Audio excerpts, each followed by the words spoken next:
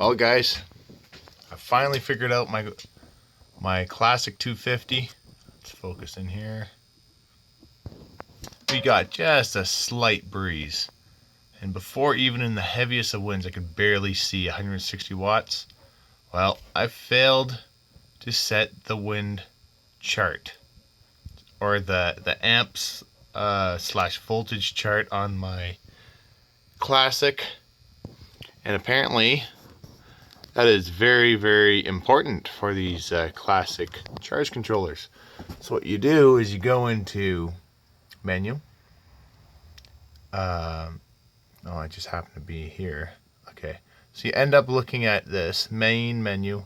You go mode, click that, go to wind track, you click this up button there, and you go to wind track, and you have to set this graph. If you don't set this graph, it's not going to work for you. You got to set it for the voltage of your batteries, the voltage of your incoming wind turbine and whatnot. But we don't have any wind right now per se, but usually with these light load winds I would be getting absolutely nothing, not even a tiny bit. This was actually, oh, here we go, we're making some power. This was actually set to not even produce power till 90 volts. That's what it was produced to from factory. But I've changed it to produce at 63 volts. There we go. And now every little gust of wind I get power now. I still have to fine tune it, but yeah, it's working so much better. So much better. With 24 watts. Doesn't sound like a lot. Okay. So 24 watts. Let's see how much we're spinning here. We're barely spinning. Like, there is no wind out here. This is like maybe a 10-kilometer wind. Oh, there's a little gust though. Maybe that was a 15-kilometer gust. But that's it, and I'm actually making power. I am not used to this because the first week and a half I've had this, I haven't had it set properly. I've been searching around the web. There's hardly any information about this at all on how to set these charge controllers. So hopefully that'll give you guys a clue. But we're getting some half decent winds now. Looks like 15-kilometer winds approximately. And we're gonna go inside the power room again. Sorry if everything's a little bit blurry, guys. I'm filming with my cell phone again. It's not the greatest. Okay. So, now that you've seen those, sorry, I just got to get this power pack out of my way and shut my lamp off. Okay. So, 6 watts, 13, 14, 24 for a second. Like I'm saying, I'm dealing with super low winds right now, but I'm actually making power, which is crazy because the way it was set before I was not even close to making power. So this is really nice. Really, really nice. And now I'm working on a dump load for this classic because I was not aware of this. Another thing internet does not tell you. You have to read the fine print. What I am told by MidNite Solar, we hit 50 watts there for a second. What I'm told by MidNite Solar, I have to confirm this for myself, but when this is set to wind, this will not shut off at a set voltage. So if I set this to 66 volts like I have my solar classic set to, this will stop at 66 volts. If this is connected to a wind turbine and it's set on wind, this will not shut off no matter what. This won't shut off. It'll keep charging. It'll go 66, 67, 68, 80, 90 volts. It doesn't matter. Whatever the wind turbine is putting out, it'll keep charging the batteries. That's what I was told. We'll find out if that's true. So they say you have to have a dump load, and the dump load is just the auxiliary output. You have it set to when it's almost hitting your max voltage, it dumps, and it dumps for half a volt, brings your battery bank down half a volt. So it's pretty much micro cycling your batteries, which is kind of stupid. It's not a super efficient way of doing it with these MidNite classics, but anyways, look at that. We're actually making power, guys. This is crazy. Oh, finally. Anyways, that's my little video for tonight. Hope you guys enjoyed the video. There will be a longer, better one, but it's late at night. I'm tired, and I gotta go to work tomorrow. So, thanks for watching, guys. Hope you enjoyed the video. Hit the like button, helps.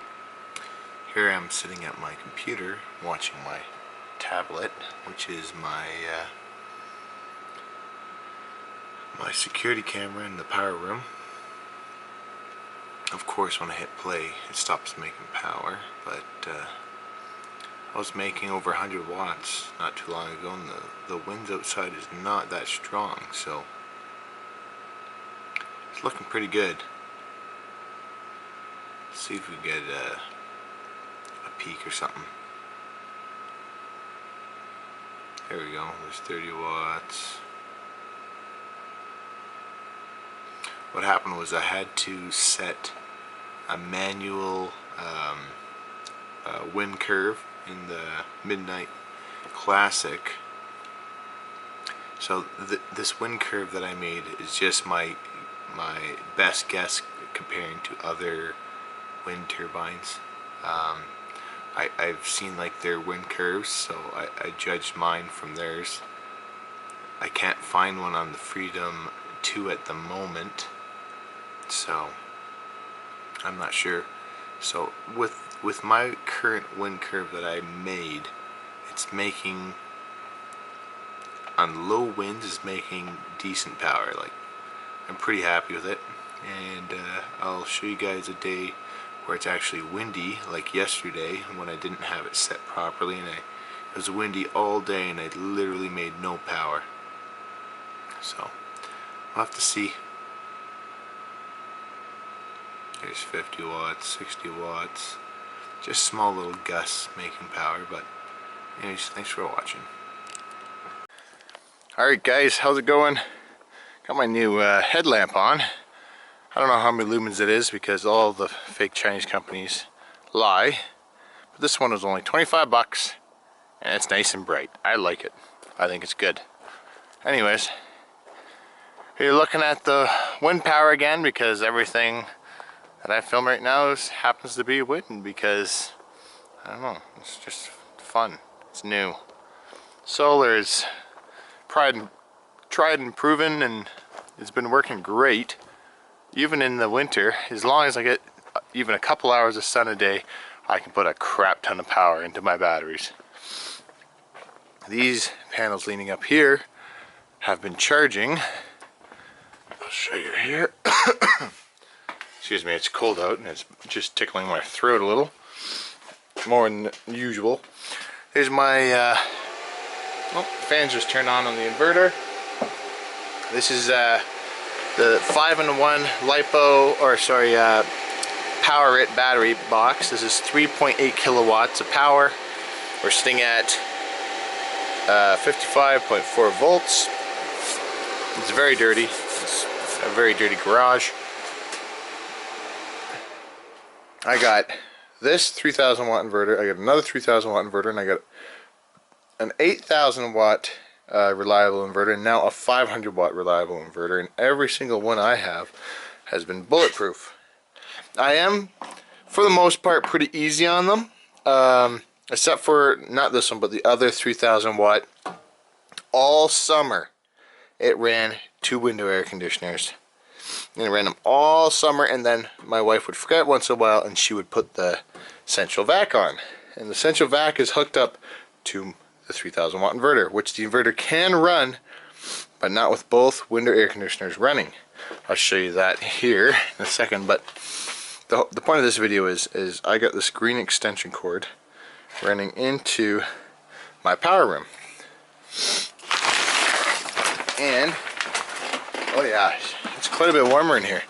Here, 1 second here. Close this up nicely. With the poly, the blanket is just for insulation. It's not much insulation, but it's enough. It works. And with the poly stops air movement through the blanket. I forgot to turn the light on in here. But I got this 750 watt heater. And it's throwing a lot of heat actually. For a 750 watt heater, it's very impressive. You can almost see it. Can you see it on the ground? I know I can see it. Like, you can see the heat. It's like distorting your vision a little bit.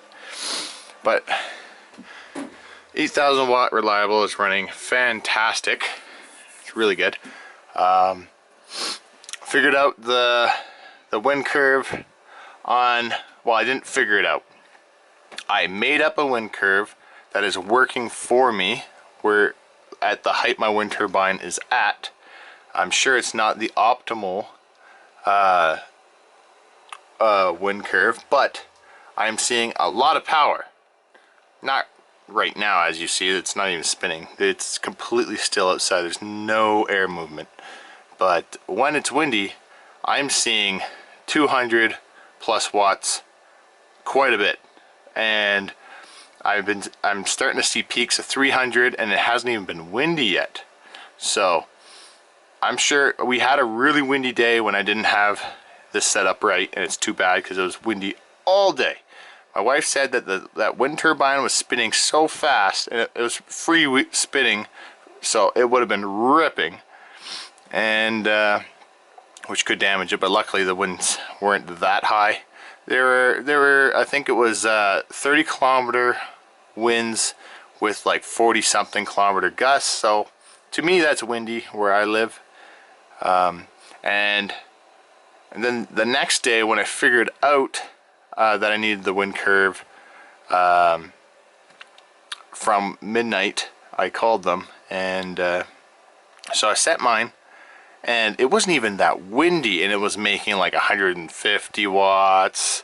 Then it would go down to 100 or 50 watts, and then back up to like almost 200 watts, and then be back down to 50 watts. It's been working very good.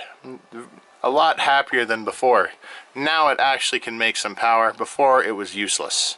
So anyways, that's what happens when you throw something up before doing research. I thought from watching other people with their wind turbine setups, hey, I should know exactly what I'm doing. But I guess they were just showing their setups. They weren't showing exactly how you had to hook it up to get it right. So that was my mistake. On solar, we got 61 amps at, it was at 63 volts. So 61 amps at 63 volts. That gives you an idea on how much power I brought in today. It wasn't a ton, but all these batteries and their BMSs have been working great. I really like these BMS boards.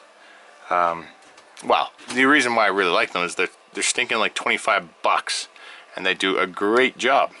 And none of my batteries have gone out of, like, even if I didn't have this BMS, most likely these would still be in balance. But this has a nice safety. If one goes below 3 volts, it shuts off. If one goes above 4.35 volts, it shuts off. And 4.35 volts sounds dangerously high and scary, ooh. But these, I've tested these cells, I've charged them to 5 volts. And they barely give off heat. Barely. So these are extremely safe cells. So 4.35 is a very safe volt to shut them off at. It won't last as long, but at least I have a safety and it works. Yeah, so that's what I've been doing. It's quite warm in here actually. I'm dressed for winter. I got my overalls and my torn leg. That's okay. But this little 750 watt heater is working great, and I have that running only because I got 660 watts on that 3.8 kilowatt mobile power box, whatever you want to call it, and it keeps getting fully charged. So what am I gonna do? I have nothing to do with the power. I got my main system to run the house, so I'm running a heater in here just because I literally have power to burn. Anyways, thanks for watching, guys. Still got a crap ton of batteries to put on the wall. I'm gonna get at that at Christmas break. I want to get my goal. I don't know if I'm gonna reach it, but my goal is to get all these, just these batteries on the wall and hooked up. That's gonna hugely expand my system. That's gonna put another row there, and might put a row there, there, and there. And then I gotta dissect these 3-car batteries to get more of these. So that is the plan. Gotta get these all hooked up eventually. Maybe I'll start mounting them on the roof. I don't know. That'd be actually kind of cool. Put a piece of board up there and have them actually hanging from the roof. That's actually that might be a good idea. Just thought of that. What do you guys think? Think I should put a board on the roof and have them mounted on the roof as well, so I don't have to go onto that wall? Anyways, thanks for watching, guys. Hope you enjoyed the video. Hit the like button, helps a lot. See you later.